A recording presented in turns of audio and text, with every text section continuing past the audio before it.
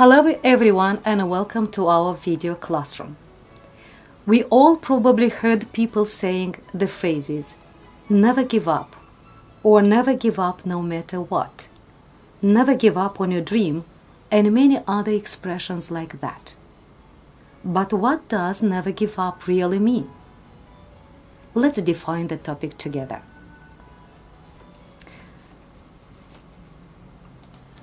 For the beginning, let's see what is another word for never give up. Let's see. Never surrender, never back down, never give in, never quit. As you noticed, all these expressions are showing tenacity and persistence. So what does never giving up really mean? It means, first of all, believing in yourself. It means willingness to accept failure, from which you can learn the skill of adaptation. Many people who achieved their goals can confirm that what gives life meaning is the struggle that we live through. Let's learn from the people who never gave up any life challenge and followed their dream. Patrick Henry, musician. God made me blind and unable to walk. Big deal. He gave me the ability, the musical gifts.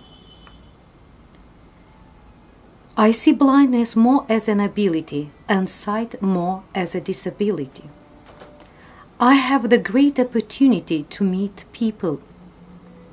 There are some people with sight who tend to judge others by what they see on the outside, but I don't see that. I don't see the skin color, the hairstyle, or the clothing people wear. I only see what is inside of a person. Another life experience shares Jessica Cox pilot.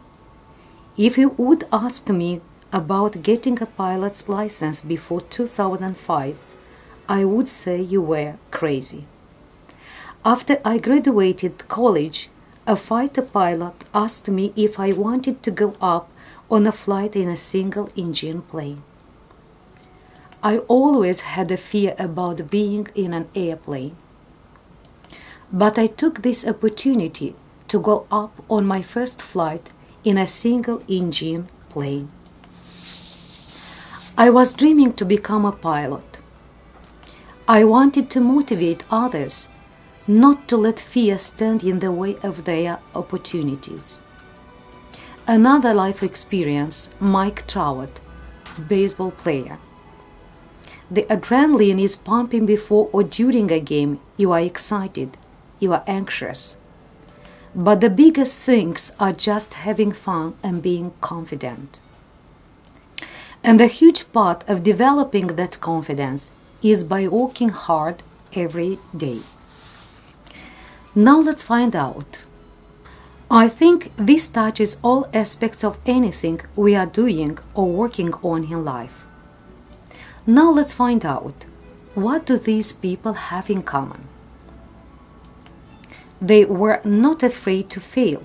They overcame their fear and never gave up.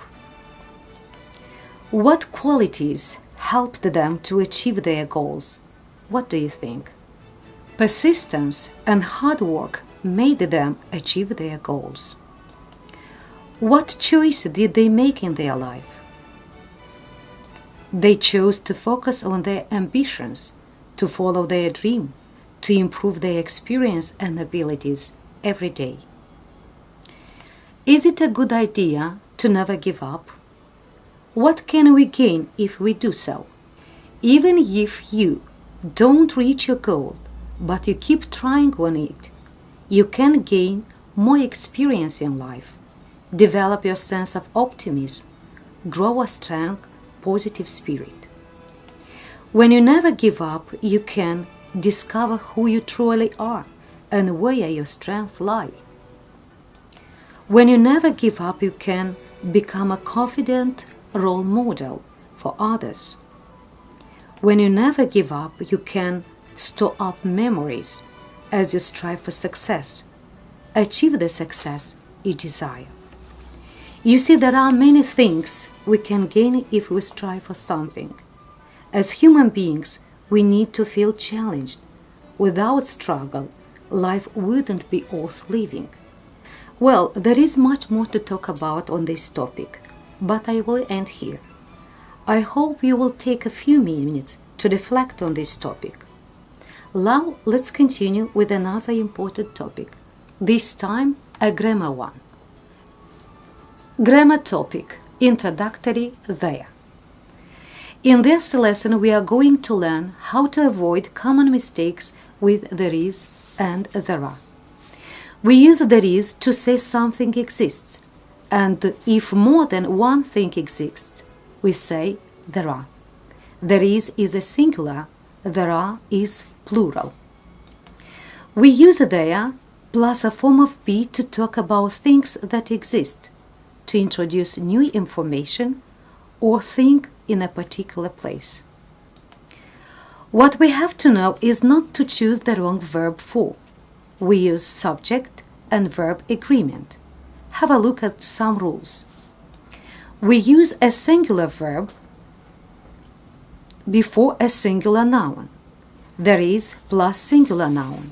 For example, there is a cat at the door. Let's see some more examples. There is a hotel near the park. There is a man in the hall. There is a couch in the living room. There was something wrong with the computer.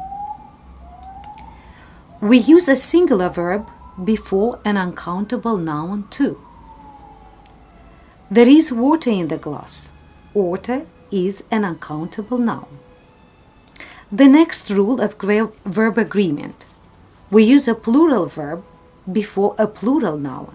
There are plus plural noun. For example, there are books on the shelf. And two more examples. There are a lot of people in the street. There are many great writers in UK. The choice between the phrases there is and there are at the beginning of the sentence is determined by the noun that follows it. Have a look at this example. There is a book and 2 pencils on the desk. There are 2 pencils and a book on the desk.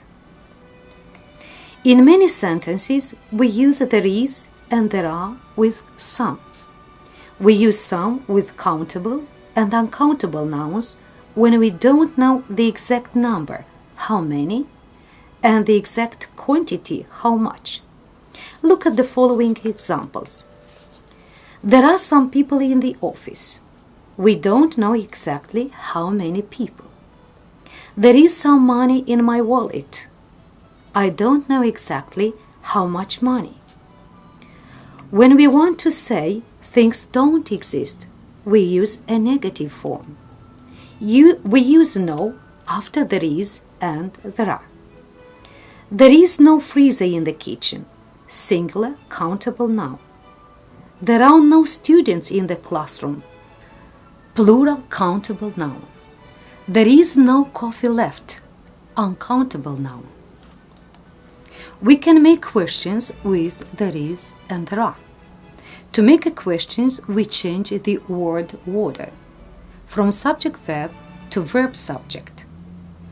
There is a plus singular noun. Is there a singular noun? Look at these examples. There is a park in the town. Is there a park in the town? Is there a supermarket near here? We can also make a question form using any. We change some to any in questions. There is some plus uncountable noun. We change the word order and change some to any.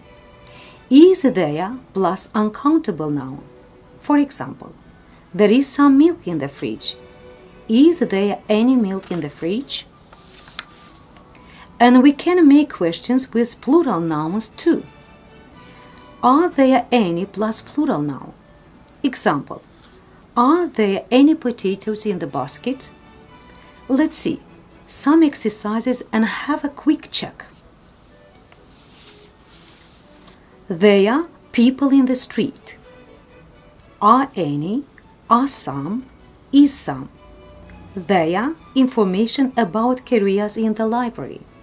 Are some, is some, isn't some. Which one do you think is the most appropriate to these sentences? Let's see. There are some people in the street. There is some information about careers in the library. The next example. Cheese in this sandwich. Are there any? Is there a? Is there any? Yes, there are some. There cheese. There is. Let's see the right ones. Is there any cheese in this sandwich? Yeah, and the answer, yes, there is. The next example. There money on the table. Is a, is any, is some. Letter for you. There is a, there is any, there is some. Well, let's see the correct ones. There is some money on the table. There is a letter for you. Well, there is much more to talk about there is and there are. I hope the examples I offered are of great help for you. Always remind to yourself to be strong and to never give up, because great things take time. Never stop trying. Trust me. You will never lose. You will either win or learn. Stay safe and goodbye for now.